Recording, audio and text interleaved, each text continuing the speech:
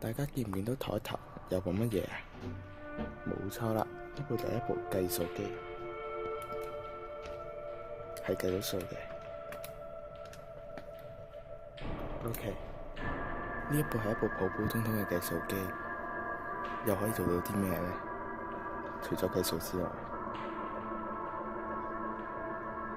我知有好多人一定會話佢可以 set program，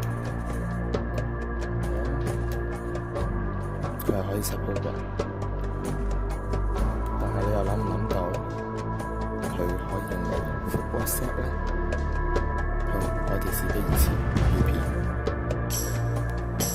首先，第一個難題係如何啟動呢部計數機嘅 WhatsApp 功能？俾5秒你哋諗下。5、4、3、2、1。好啦，5秒到啦。相信唔少學生都會接觸過呢一個型號嘅計數機，但係你哋又有冇諗過佢可以用嚟覆 WhatsApp 呢？都知唔知佢要點樣用嚟覆 WhatsApp 呢？首先要確認翻呢一部係一部真正嘅 FX50、FX2。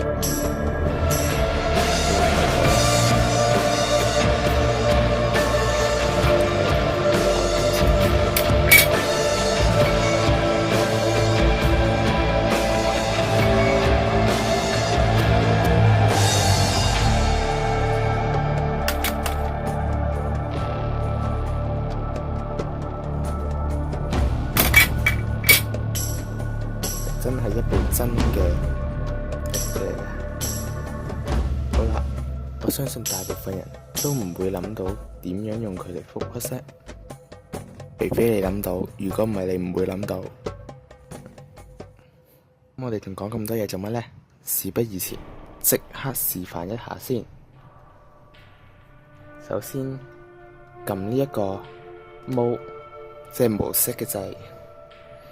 然後見到1、2、3有3個模式，如果你撳1就係啟動第一個模式、第二個模式同第三個模式，分別撳2同3。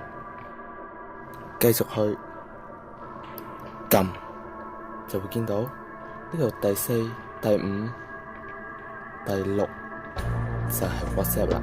我哋撳入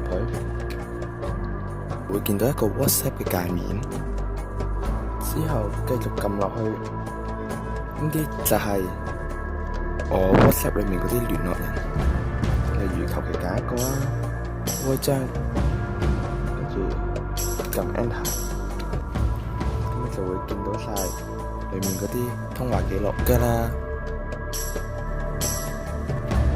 最後記得訂閱